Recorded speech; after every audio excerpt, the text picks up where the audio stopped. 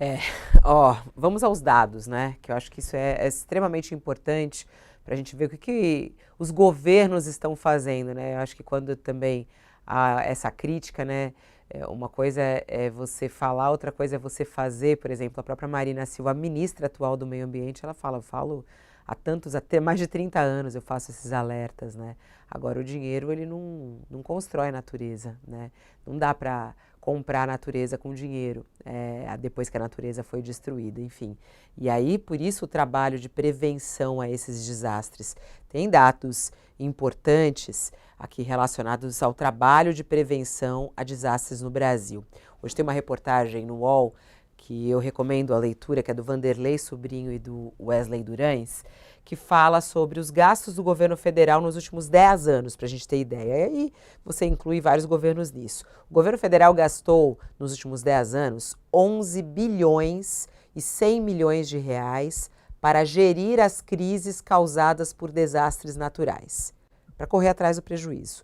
Esse valor, ele é quase o triplo dos 4 bilhões que foram desembolsados no mesmo período para prevenir essas mesmas tragédias. Esse é um levantamento feito pelo Tribunal de Contas do município. O UOL extraiu os dados do painel de informações do tribunal e a corte levantou as ações da Secretaria Nacional de Proteção e Defesa Civil, que é o órgão ligado ao Ministério de Integração, responsável por coordenar as ações de prevenção e proteção e defesa civil em todo o Brasil. E a atuação é justamente essa, em reduzir os riscos de desastres. Agora, o gasto com gestão de riscos e desastres no período foi de 15 bilhões e 700 milhões. Desse total, apenas 36% foram destinados à prevenção, 4 bi. O UOL só considerou os valores efetivamente desembolsados pelo governo entre 2014 e 2023. Os menores aportes foram no governo Bolsonaro. Em 2021, o Ministério só desembolsou 914 milhões de reais. No governo Lula, o valor chegou a 1 bilhão e 300 milhões de reais no ano passado. E aí tem essa diferença aí. O UOL ainda não considerou os gastos em 2024, porque o ano ainda não terminou, então são os dados do governo passado. Aqui a gente tem um gráfico, para que a gente possa mostrar, que são os gastos do governo para gerir desastres naturais. E aqui a gente tem de 2014 a 2023, a gente vê 2021 aí nesse menor valor. Esses são os dados aqui que estão nessa reportagem do UOL. E aí mostra, né, ô Josias, se os governos realmente estão preocupados ou não em prevenir desastres. É exatamente isso, Fabiola. Os números não nos permitem tratar com punhos de renda quem quer que seja, né? Nessa matéria climática, há os administradores que negam os acontecimentos antecipados pela ciência, há os que observam o que acontece e há os que nem sabem o que está acontecendo. E, no final das contas, o efeito do comportamento de todas essas tribos leva ao mesmo resultado funesto, que é o agravamento dos extremos climáticos, é sofrimento, é morte. E aí tem esses dados do TCU. Segundo o TCU, nos últimos 10 anos, a Defesa Civil, que é vinculada ao Ministério do Desenvolvimento Regional, gastou, desconsiderando lá o que está no orçamento, mas que não foi gasto, só o que foi efetivamente gasto, 11,1 bilhões de reais na gestão dos desastres, o que é quase o triplo dos 4 bilhões que foram desembolsados para prevenir as tragédias. Ao gastar mais na gestão do desastre do que na prevenção, os administradores públicos se igualam sim por baixo. Em 2011, depois das chuvas que produziram 918 mortos na região serrana do Rio de Janeiro, criou-se em Brasília, era governo Dilma Rousseff, criou-se o CEMADEM, que é o Centro Nacional de Monitoramento e Alerta de Desastres Naturais. Brasília começou, então, sob os efeitos desses quase 1.000 mortos, 918 mortos na região serrana do Rio, Brasília começou a colecionar dados. No ano seguinte, a Dilma lançou um Plano Nacional de Gestão de Risco e Respostas a desastres ambientais. Nessa época, havia 821 municípios listados como prioritários, sobre os quais o governo tinha que atuar de maneira decisiva para evitar novos desastres. E esse número foi crescendo até chegou a 1.133 cidades. Em outubro do ano passado, o CEMADEM entregou uma listagem nova para a Casa Civil. Estava lá o ministro Rui Costa ajustando o PAC, decidindo que obras do PAC seriam destinadas, quanto em dinheiro o governo destinaria para obras relacionadas a esse fenômeno climático. E aí os 1.133 municípios subiram para 1.942 municípios. Há nessas cidades 9 milhões de brasileiros vivendo em áreas de risco. 9 milhões de brasileiros.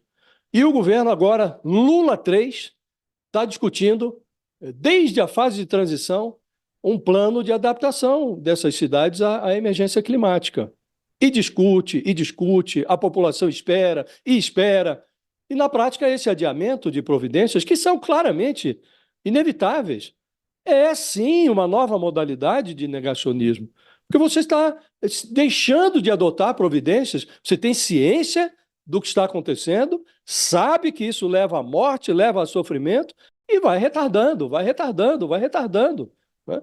Então, hoje estamos aí com 437 dos quase 500 municípios gaúchos, 497 municípios do Rio Grande do Sul, afetados pela enchente. É como se 87,9%, quase 90% do estado estivesse sob águas. E estamos nós a discutir o que deveria ser indiscutível, deveria ser um dado da realidade, deveria estar sendo implementado.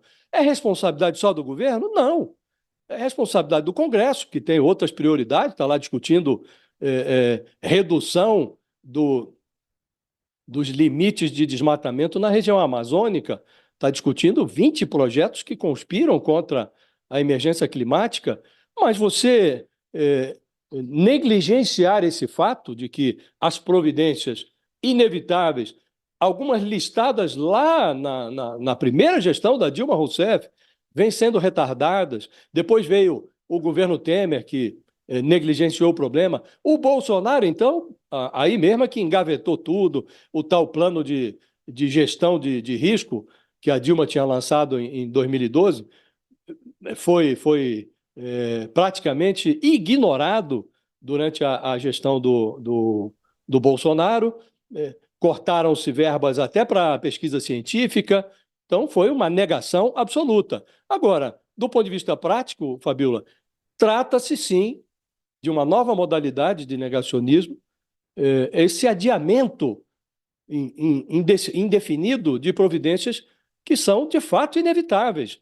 O Lula agora, no discurso, no gogó, ele prioriza essa questão. Falou, inclusive, em prevenção, na segunda visita que fez ao Rio Grande do Sul. Deve visitar o estado novamente nesta semana.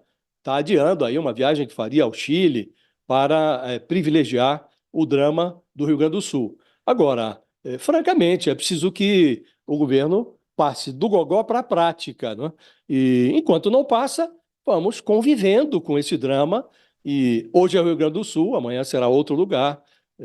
Hoje é enchente, amanhã será calor extremo, depois seca novamente nos rios da Amazônia. Então, o problema está aí. O fenômeno está reiteradamente rosnando para a sociedade brasileira. Vamos enfrentá-lo? Deveríamos. Agora, é preciso ver se haverá disposição, se haverá dinheiro, se haverá a parceria do Congresso Nacional. Nesse momento, os presidentes da Câmara e do Senado, o Arthur Lira e o Rodrigo Pacheco, deviam declarar uma moratória imediata na análise de todos esses processos aí, esses projetos de lei que tramitam lá no Congresso e que tem o claro propósito de agravar o fenômeno climático. Deviam declarar, olha, nós não vamos votar nada que represente um risco para essa emergência climática. Mas vão fazer isso? Acho que não. Então, realmente, Fabiola, iguala tudo por baixo. Interessante a gente ver os dados e os fatos, né? Porque uma coisa é a intenção, o discurso, mas e a prática, né? E o trabalho sério mesmo, porque quando acaba a tragédia, não, mas passa o tempo, isso fica no esquecimento. E a gente tem vários episódios para contar aqui como exemplo. Então, esses dados do Tribunal de Contas da União, né, Thales, eles mostram a falta de compromisso dos políticos brasileiros em prevenir desastres que estão sendo alertados há muitos e muitos anos. Fabíola, me preocupa muito a gente tratar como iguais os desiguais. Os tais 25 projetos que estão lá no Senado, no Congresso, esses 25 são todos da direita. Todos.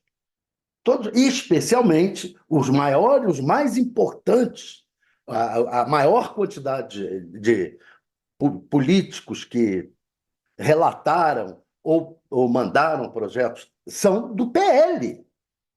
Isso a gente tem que levar em conta. Esse gráfico que está na matéria, na excelente matéria do UOL, esse gráfico, ele fala por si só. O governo Bolsonaro tem lá, é o que menos investiu contra desastres. Menos investiu para gerir desastres naturais. 2021, 2020. Isso, não, eu não posso igualar isso a lá 2014. Né? Não posso igualar. Eu tenho que tratar desiguais de maneira desigual.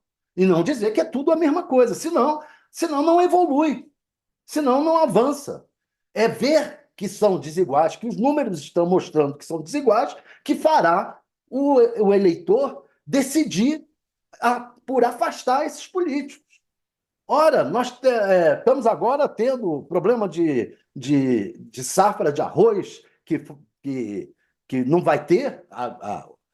Graças a Deus, a safra já foi colhida, mas a próxima vai sofrer. E não tivemos estoques de arroz durante o governo Bolsonaro. Aí, o Lula não recolocou esse estoque no um ano de governo dele. Recolocou do milho. Agora, o Bolsonaro queimou todos os estoques, não cuidou de estoques reguladores. Isso é terrível do ponto de vista de gestão. Esse caso aí, esse caso da verba em gerir desastres, está óbvio. Está óbvio. O governo Bolsonaro não foi o que menos investiu. Os políticos do PL, do Bolsonaro, são os que mais apresentam projetos contra a natureza.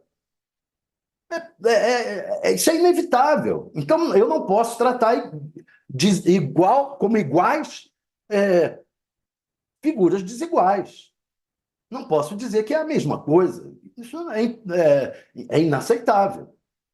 Infelizmente, temos que ajudar o eleitor a saber que são desiguais.